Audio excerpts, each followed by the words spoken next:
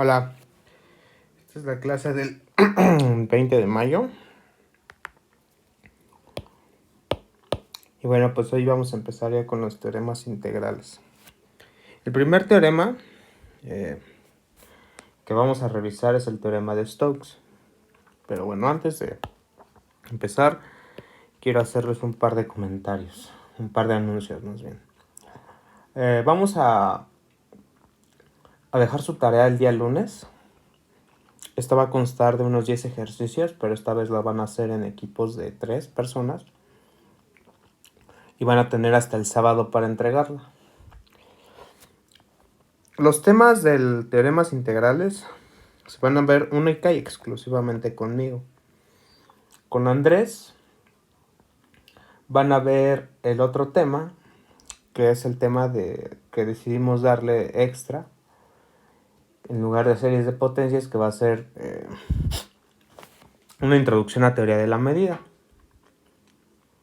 Y pues a ver si a mí me alcanza el tiempo para darles un poquito más de medida. Oficialmente quedan 3 semanas, o sea, las 3 semanas que vienen para que termine el curso.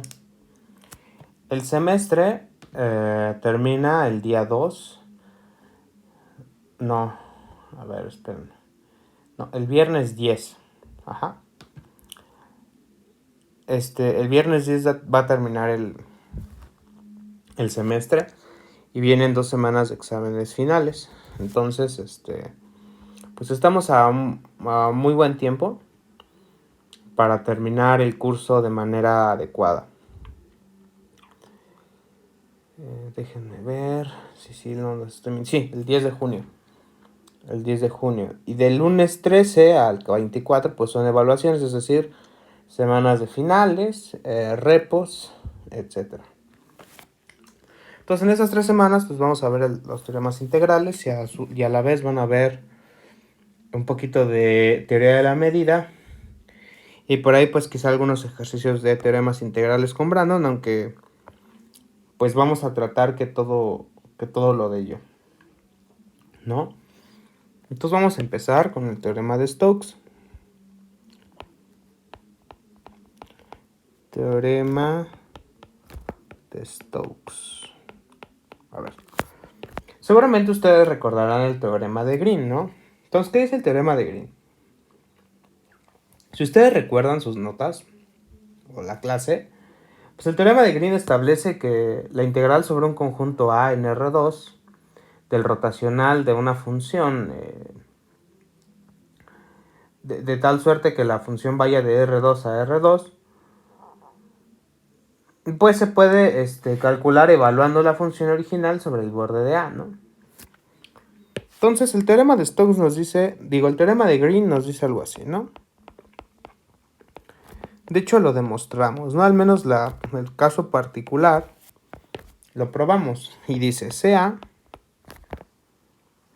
f igual a p, q con un dominio u que va de R2 a R2 de clase C1 en U, ¿sí? Y un subconjunto de U, un conjunto Jordan medible.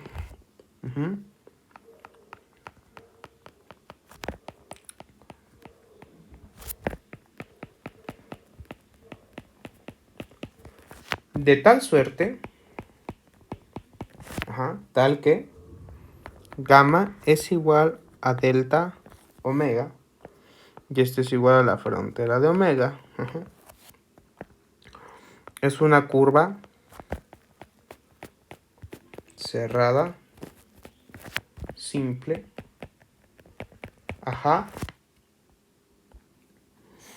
y de tal suerte que omega unión gamma estén contenidas en el dominio. Entonces, nosotros teníamos que la integral del rotacional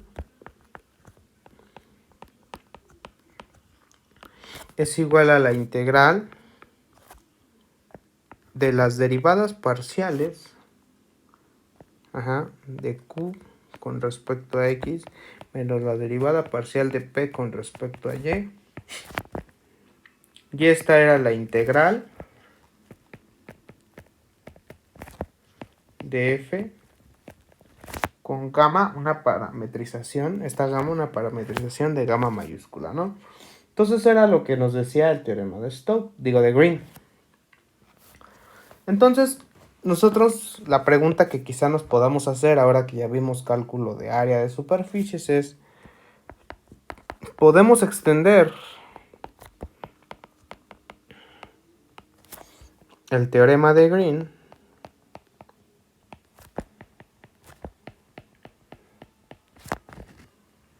al cálculo de integrales sobre superficies? Una pregunta interesante, ¿no? Y pues resulta que sí, ¿no? Pero hay que construirlo. Yo fácilmente podría venir a darles el teorema y ya. Pero se perdería un poco el objetivo de la construcción. Entonces vamos a hacer lo que hemos venido haciendo desde que empezamos con superficies. Vamos a tomarnos una superficie parametrizada. Sea S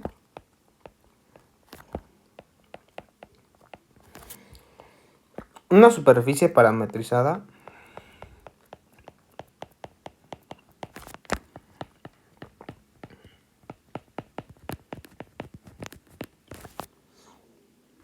por una función sigma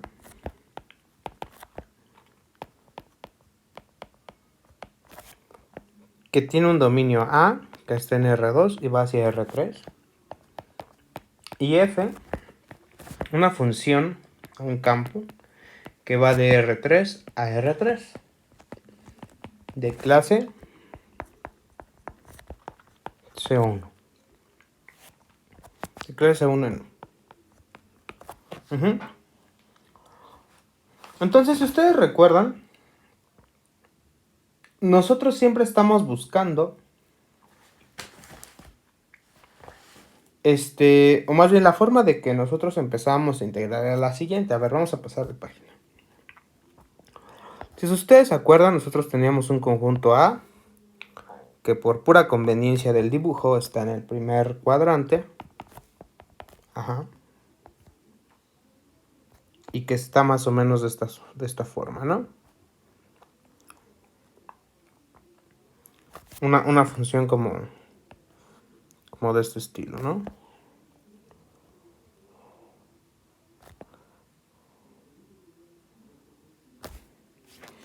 Y entonces nosotros lo que hacíamos era hacer nuestro malladito, como ya lo hemos venido haciendo desde hace un buen rato, y la dividimos en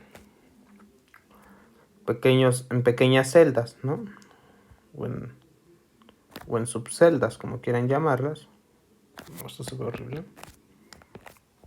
Vamos a aprovechar el cuadriculado de la hoja virtual que tenemos aquí.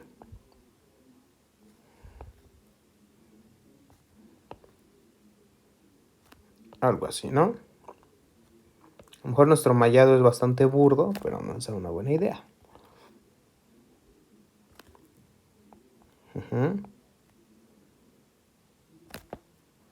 Y se va haciendo esto cada vez más fino, ¿no? Entonces nosotros teníamos aquí una especie de partición, ¿no? Un mallado, ¿no? Y entonces nosotros tenemos por aquí el rectángulo Y. Y entonces nosotros aplicamos nuestra parametrización sigma. De tal suerte que nosotros tenemos una superficie de esta manera.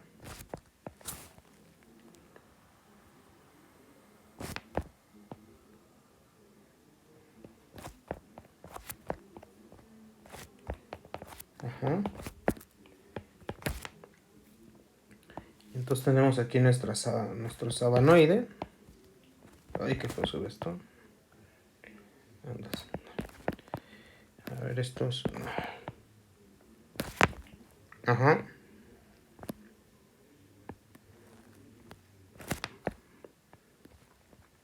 Entonces nosotros por aquí pues ya tenemos unas particiones un poco más caprichosas, unas formas un poco más caprichosas.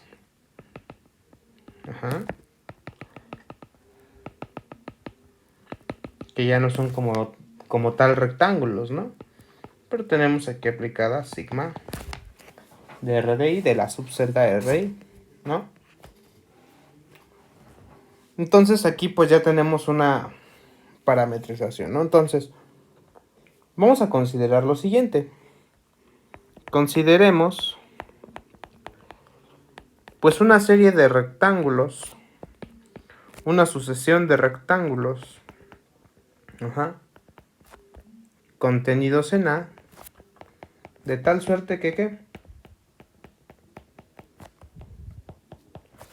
Bueno, pues que la integral, nosotros queremos ver qué pasa con la integral rotacional, ¿no? Pero ya no estamos pensando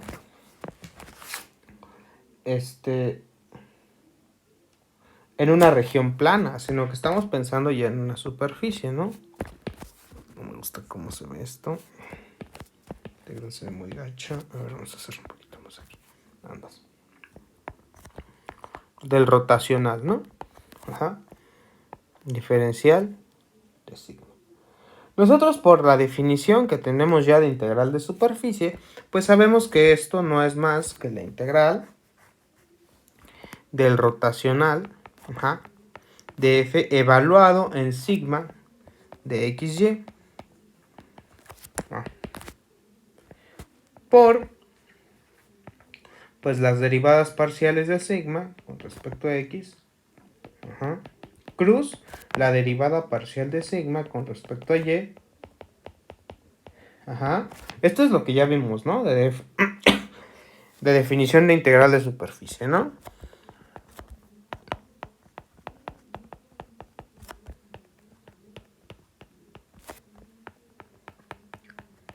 O sea, ahorita no hay nada nuevo bajo el sol, ¿no?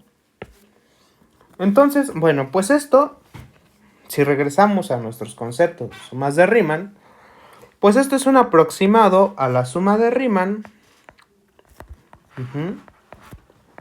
desde igual a 1 hasta acá, del rotacional evaluado en sigma aplicado a Ci, la derivada parcial, ajá, de sigma con respecto a x, evaluando Ci cruz la derivada parcial de sigma con respecto a y evaluada en Ci. ¿Con quién? Con Ci metida en el interior de nuestra subcelda RI. Ajá, hasta aquí pues todo va bien, ¿no? O sea, son cosas que hemos ido construyendo a lo largo del curso, ¿no? Para diferentes formas de integrar. Esto se vuelve un poco repetitivo, ¿no? La forma de ir construyendo estas cosas.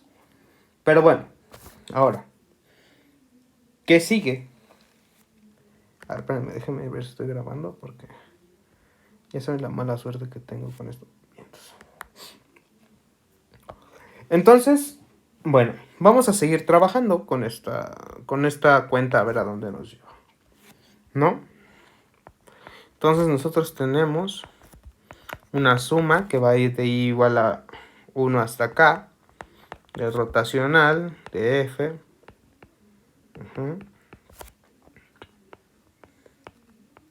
de la derivada parcial de sigma con respecto a x, cruz la derivada parcial de sigma con respecto a y, evaluada en Ci. Muy bien. Por, esto va a estar sobre, bueno, ahorita, su norma, a ver, así.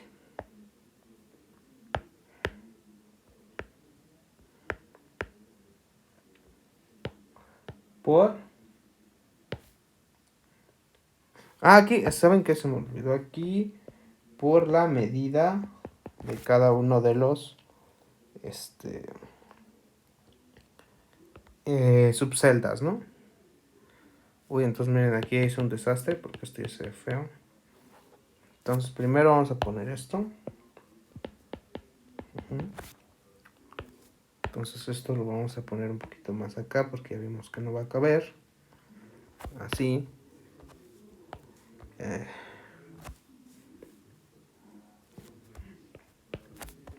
Aquí tenemos la norma, o sea, solamente lo estamos multiplicando por un número 1. Ajá. Uy, aquí no cabe. Qué chavo es esto.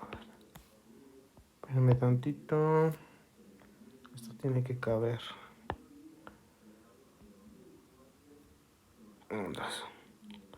No, es que el igual. A ver.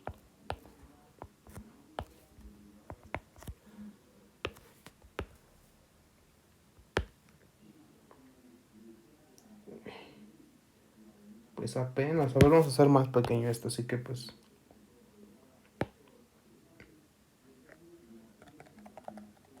Esto lo vamos a hacer un poco más pequeño.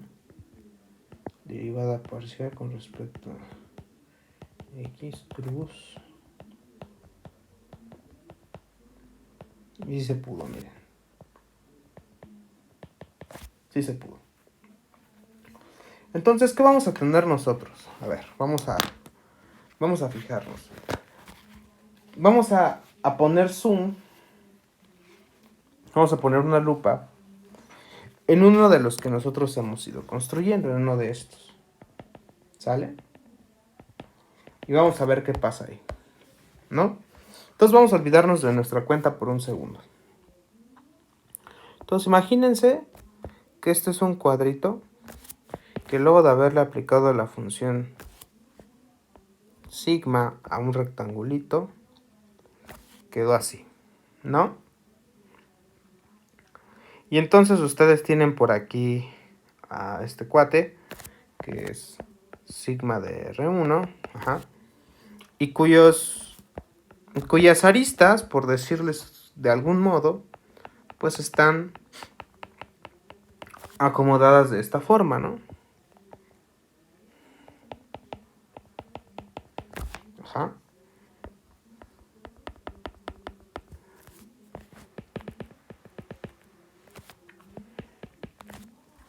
Que no son más que sigma aplicada pues a los vértices, digo a las aristas de nuestro rectangulito original, ¿no? Que vivía en A.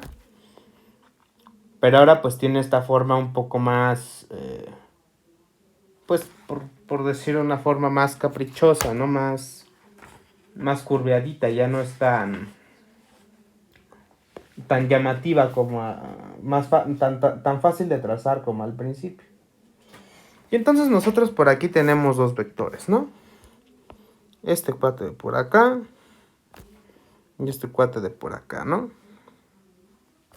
Algo así. Entonces nosotros, aquí utilizando todos nuestros poderes de geometría,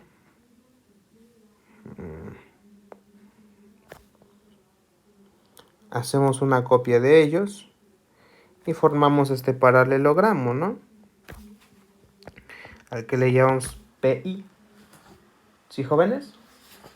Hasta aquí, pues no hemos hecho mucho, ¿no? Y resulta que nosotros podemos construir un vector n que sea, más bien, vamos a construir el vector. A ver, permítanme, sí. Vamos a construir el vector n, ajá, que va a ser ni, y que no es más que un vector, y ni, que es perpendicular a esta superficie, ni, y que es producto o nace a partir de el producto cruz de estas derivadas. Pero este debe ser en nuestro caso un vector unitario, ¿no? Entonces,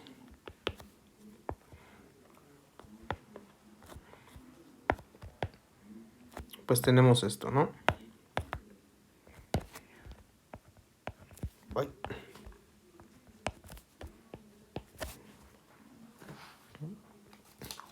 Ahora, vamos a recordar algo. Notemos lo siguiente.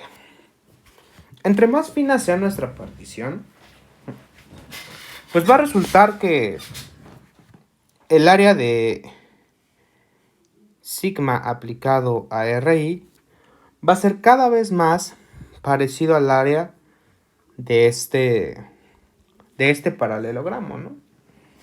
Entonces nosotros podemos asumir que, entonces, notemos que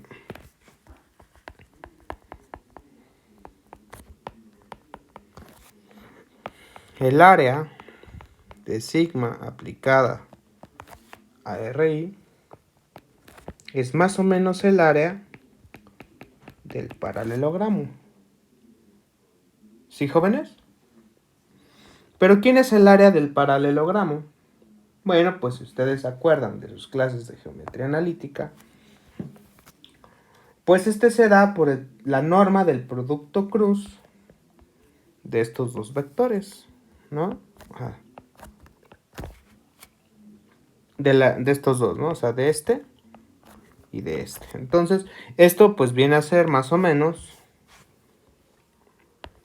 bueno, no, más bien, esto viene a ser pues sigma aplicado a x y menos 1. Creo que esto ya lo habíamos hecho en alguna otra clase.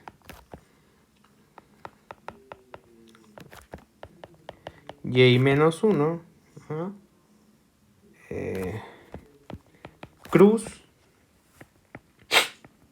x menos 1, y menos sigma x menos 1, y menos 1. Ajá. Entonces ahora, si nosotros aplicamos el teorema del valor medio a sigma, en particular, y se lo aplicamos en particular a cada una de las funciones coordenadas, pues nosotros vamos a tener que existe un psi. A ver. Aplicando el teorema del valor medio a cada coordenada, no, a cada función coordenada, ¿no? Función coordenada de sigma, es decir, sigma 1, sigma 2, sigma 3, tenemos que, ya generalizando con sigma, o sea, ya metido todo aquí, tenemos que sigma i menos sigma, esto se ve espantoso,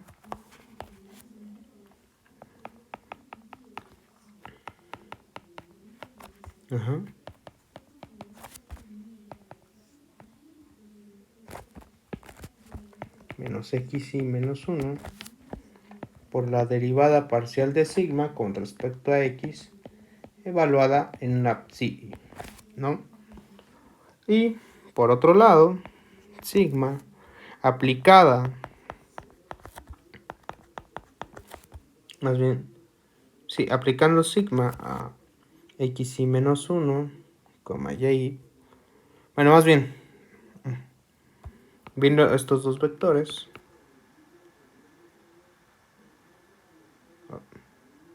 la diferencia de estos dos vectores, pues igual aplicando el teorema del valor medio,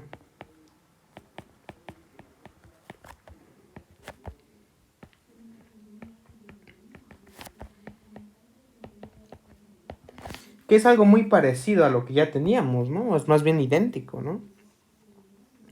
Entonces, así El área de sigma aplicado a RI pues no es más que el producto cruz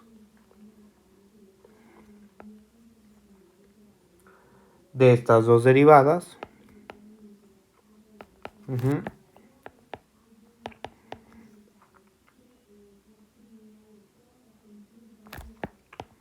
Cruz a derivada parcial de sigma con respecto a y.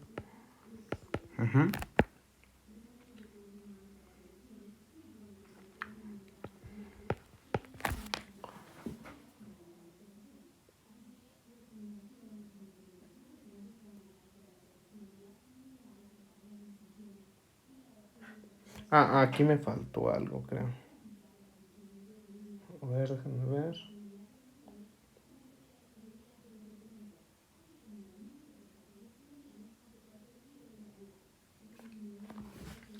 Ya ve que me faltó, espérame. Aquí me faltó poner por la medida de RI. Entonces la medida de RI sobre el área de PI. Por lo tanto, tenemos que la integral del rotacional de F diferencial de sigma es más o menos, está aproximándose a la suma desde igual a 1 hasta acá del rotacional de F evaluado en sigma psi punto el vector unitario que construimos hace rato por el área de PI. Pero por el teorema de Green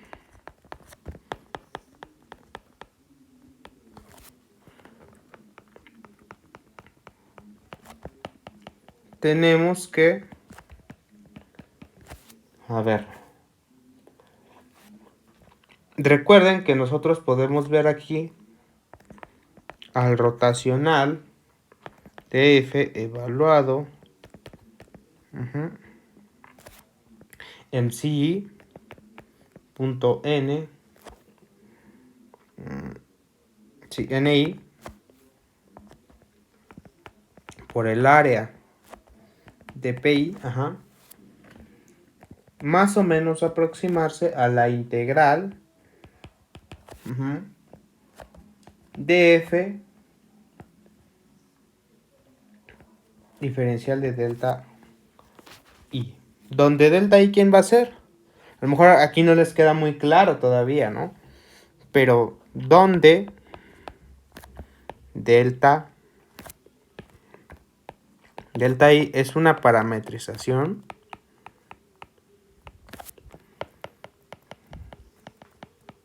de la frontera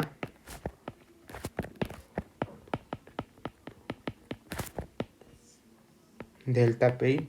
Es decir, una parametrización de este, ¿no? Que de hecho va a girar en contra de las manecillas del reloj. Así. Entonces vamos a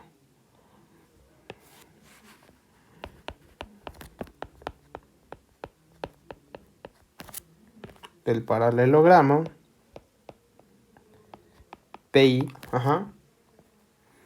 que lo recorre en sentido opuesto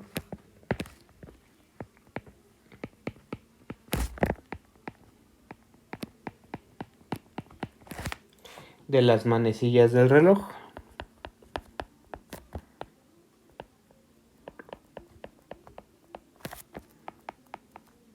¿Sí? Claramente visto desde NI. O sea, ustedes se paran aquí Hagan de cuenta que aquí hay como una torrecita, ¿no? Como si fuera un puesto de observación aquí y ustedes se paran aquí a vigilar y entonces ustedes van a ver que la parametrización la recorre así.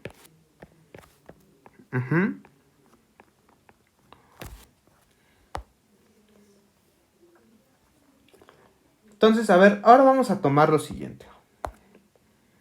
¿Qué pasa si nosotros nos tomamos este cuadrilátero? Vamos a ponerlo así. Ustedes dicen, pues ¿sabes qué? Voy a agarrarme este cuadrilátero que está aquí. Este cuadradito. Ajá. Chéquense que en este caso... Bueno, en este caso tuvimos suerte. El cuadrilátero azul... A ver, ¿cómo le hacemos aquí? Porque el rojo se pierde, ¿verdad? A ver, voy a hacer un poquito más... A ver, esto se ve muy grueso. Sí, es demasiado grueso. A ver.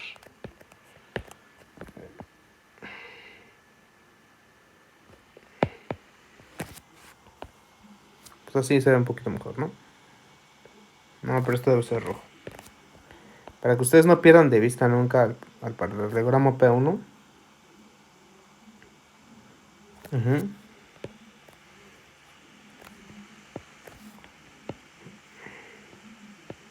Es como este verde más oscurito, ¿no? Sí, sí lo tiene. Entonces esta parametrización sigue existiendo aquí. Entonces nosotros vamos a tomar este cuadrilátero. Ajá. Que está por encima un poquito del rojo. Aquí coinciden, pero a lo mejor no necesariamente pasa eso. Entonces vamos a tomar un cuadrilátero. Aquí lo vamos a poner C1. CI. En este caso PI, CI. Entonces vamos a ponerlos así. Tomemos un cuadrilátero.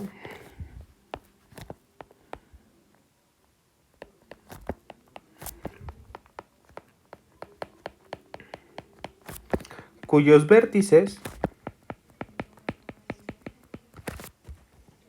son los puntos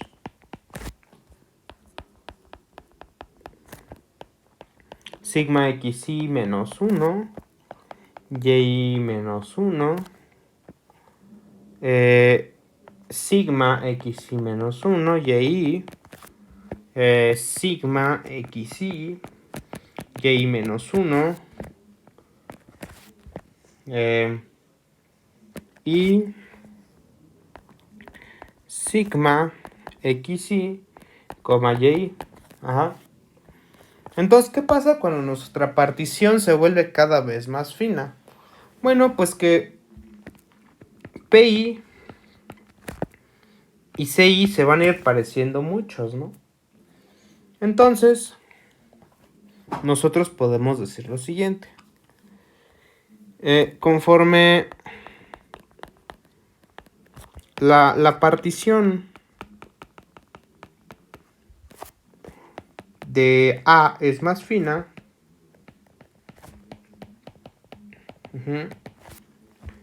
resulta que CI y PI son muy parecidos, ¿no?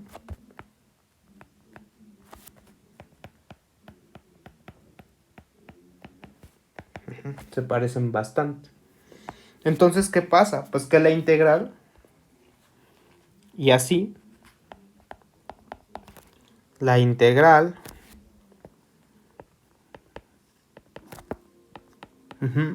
de f en la frontera se parece mucho a la integral en la frontera del cuadrilátero f delta tilde. ¿Dónde? ¿Qué pasa? Delta tilde, pues es una parametrización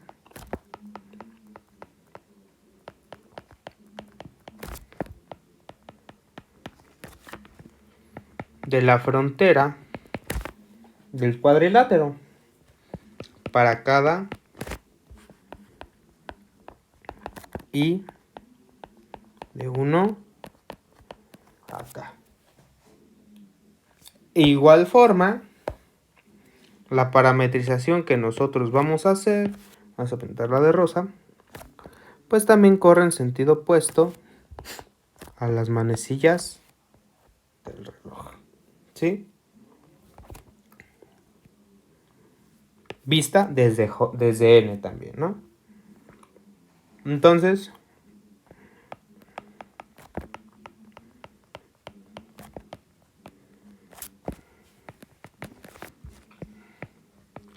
en sentido opuesto al de las manecillas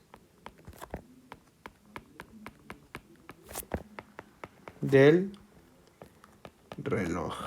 ¿Sí, jóvenes? Visto desde N, ¿no?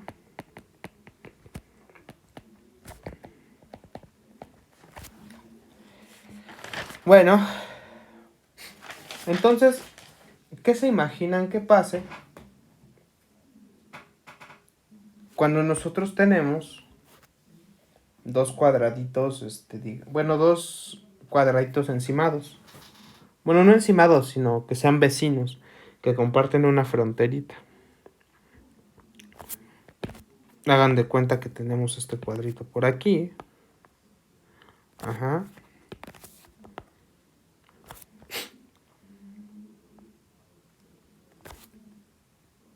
Es muy grande. Un poco más pequeño. Algo así, ¿no?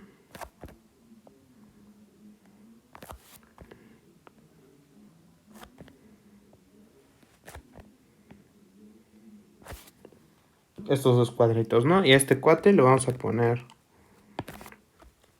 CI y CJ, ¿no? Y al igual que como estuvimos haciendo hace rato, vamos a unir estos dos vértices de este cuadrado. Ajá.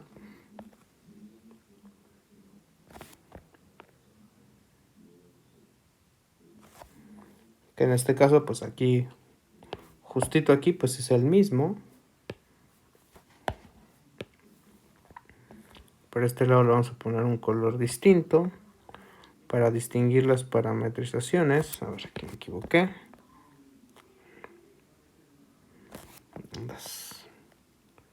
Muy bien, muy bien. Ajá. Ya tenemos aquí nuestras parametrizaciones, ¿no? Entonces aquí tenemos, por ejemplo, a delta tilde I. Y aquí tenemos a delta tilde J, ¿no? Y por aquí vamos a tener dos vectores. Híjole. A ver, esperen que se descargó esto. ¿Qué le pasó? Según yo sí la cargué antes de empezar, pero a ver. Luego pasan estas cosas con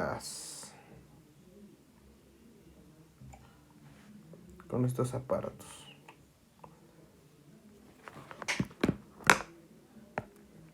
Listo. De vuelta, bueno.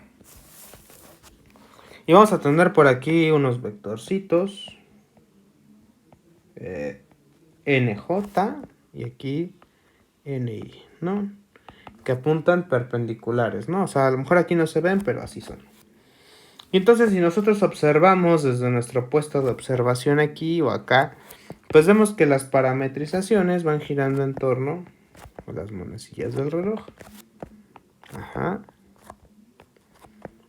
Y aquí pasa algo bastante interesante que ustedes ya vieron una vez, en algún momento, cuando vimos el teorema de Green, solamente que aquí estamos con superficies. ¿Qué va a pasar aquí? ¿Qué va a suceder? Pues que aquí la integral se va a anular. ¿Y quiénes nos van a quedar? Pues solamente el cuadrito o el rectángulo o esta figura, que, bueno, es que no necesariamente es un rectángulo, esta figura, ajá, de lados planos que se ha ido generando a través de las cuadrículas que hemos hecho con con los vértices de estos, de estas, ¿cómo les diría? Unas subceldas de superficie, ¿no? Entonces, para que ustedes recuerden un poco, vamos a dividir esto, pues en varios pedacitos, ¿va? Entonces sabemos que esto es delta J, ¿no? Entonces, si empezamos a contar desde aquí, tenemos acá a delta J1 tilde, delta J2 tilde, delta J 3 tilde y delta J4 tilde. Ajá. Mientras que de este lado, pues vamos a empezar a contar desde aquí. Tenemos a delta I 1 tilde, delta I 2, delta I 2 tilde, y aquí delta I 3 tilde y delta I 4 tilde. ¿Sí, jóvenes? Entonces, recordemos que por lo que ya hemos visto en clase, pues la integral se puede dividir de la siguiente manera. La integral, las integrales se pueden dividir de la siguiente manera. Entonces, a ver. Tenemos aquí nuestra integral, primero en el borde de la cuadrícula C1. Ajá. Pues nosotros podemos dividirla. Ah, sí, pues estos también tienen como sus nombres, ¿no? C1. No, CI1. Ah, no, CI3. CI2. CI1. Y CI4, ¿no? Y acá vamos a tener CJ1, CJ4, CJ3 y CJ2, ¿no? Entonces, bueno, ya teniendo eso, pues nada más es cuestión de hacer un poco de talacha. Ajá. Entonces, así, ¿no? Y tenemos esta integral.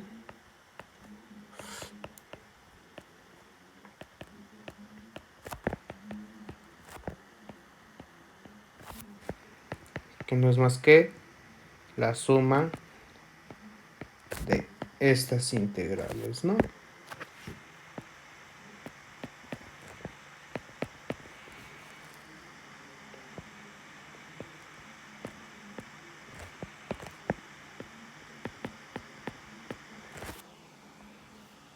Y de este lado tenemos CJ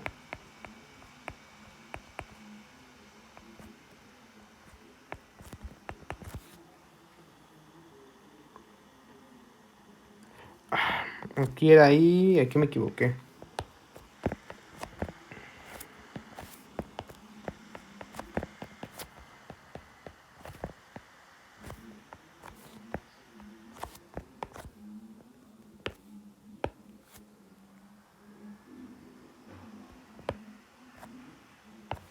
Entonces vamos a hacer trampa.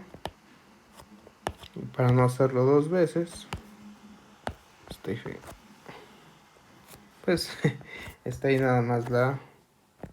No, de hecho ahí me equivoqué, ya se dieron cuenta. No, eso estaba bien. Este mal es este. Le puse ahí una patita a la I. Que me iba. ¿Sí, jóvenes? Bueno. ¿Dónde? Pues, ¿qué pasa? Las integral, la suma. Aquí, ¿quién es? Aquí son CJ3 y CI3. CJ3 F diferencial de delta tilde J3 más la integral de C, no, de C, no, de CI3, ajá, delta I3 tilde es igual a 0, ¿no? Se cancelan en el borde. Entonces, pues, ¿qué tenemos? Así, pues la integral del rotacional, ajá, se va aproximando a la suma desde igual a 1 hasta acá de f, digo, de la integral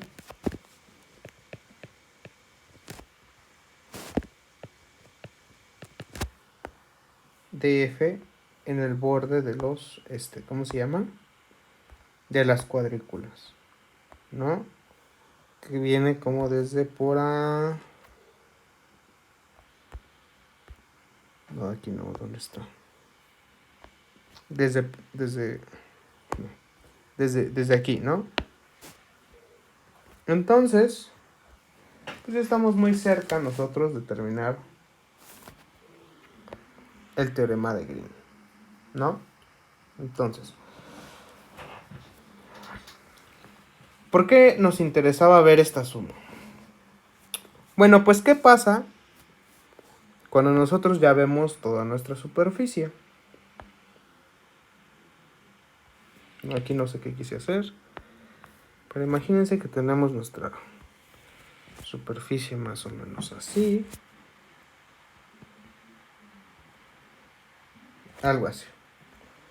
Entonces, pues vamos haciendo una parametrización, ¿no? A lo mejor aquí podríamos hacer un poquito más delgado el lapicito para que se note la diferencia, ¿no? Y a lo mejor con otro color, ¿no?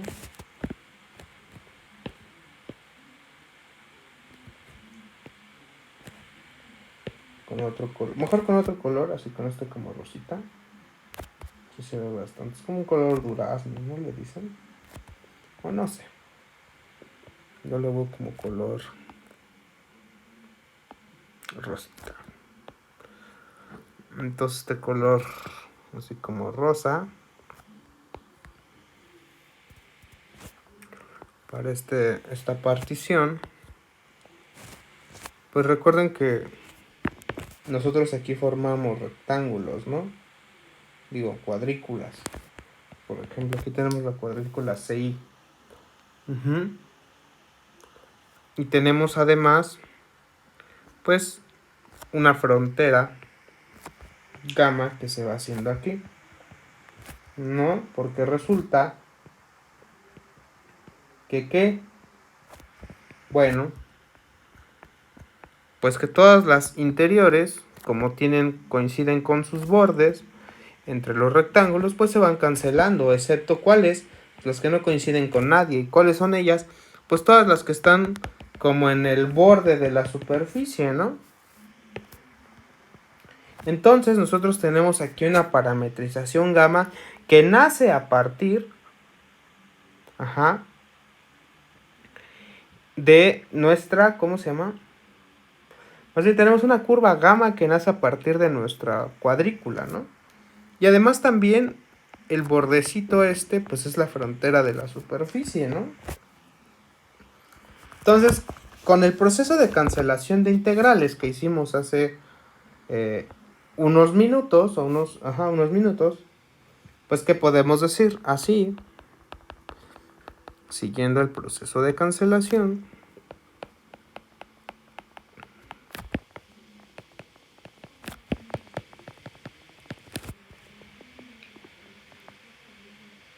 de integrales sobre los lados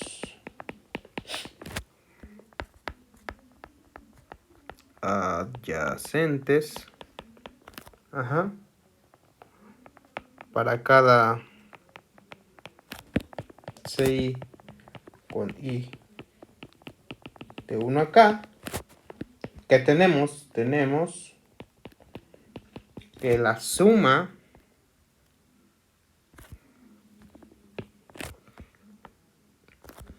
que la suma desde igual a 1 hasta acá de la integral de esta frontera, digo, de la integral de f en esta frontera, pues es la misma que la integral sobre la curva gamma, ¿no? Donde pues esta ya es una parametrización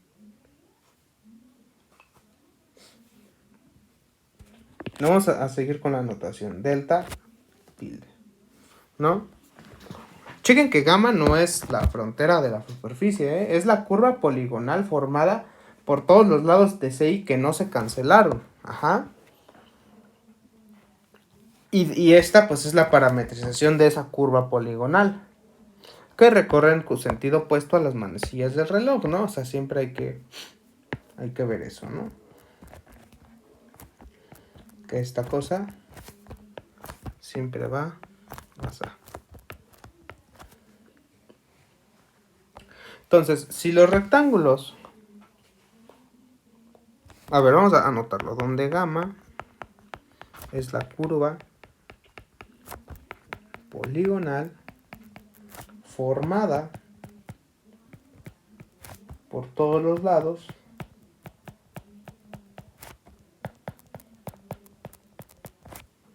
de CI que no se cancelaron.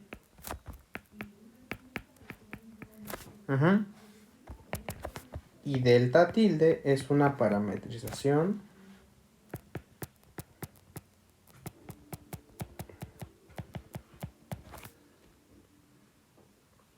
de gamma, que la recorre en sentido opuesto de las manecillas del reloj, ¿no?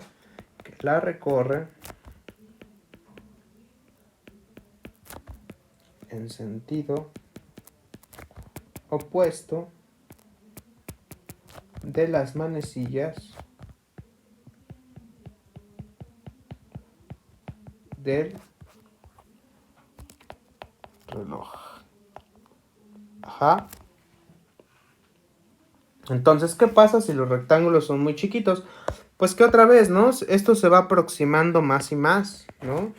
Que esta gama se va pareciendo más a la curva, a la frontera de la superficie, ¿no? Entonces, si los rectángulos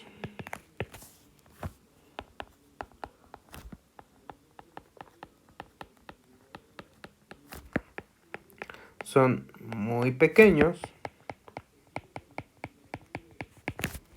entonces gamma es más o menos la frontera de la superficie. Así, pues la integral de la función pues es muy parecida a la integral de la función diferencial de gamma tilde, donde es una parametrización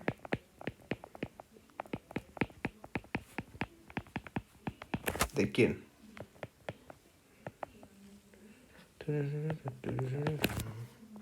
De... no sé por qué. Ajá. Y bueno, pues con esto sugiere que ¿qué? Bueno, a ver, ¿de dónde viene todo esto? ¿Este cuate de dónde viene?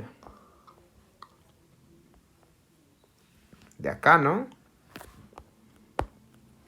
Bueno, este cuate, a ver, este viene de aquí, ¿no? Pero este viene de acá. Entonces, esto sugiere que la integral del rotacional no es más que la integral sobre el borde de la función respecto a la parametrización. Y este es el teorema de Stokes. Y la siguiente clase, bueno, más bien la siguiente parte de la clase, vamos a demostrar el teorema de Stokes. Entonces, bueno, hasta aquí dejamos esta parte. Y vamos a ver. Va.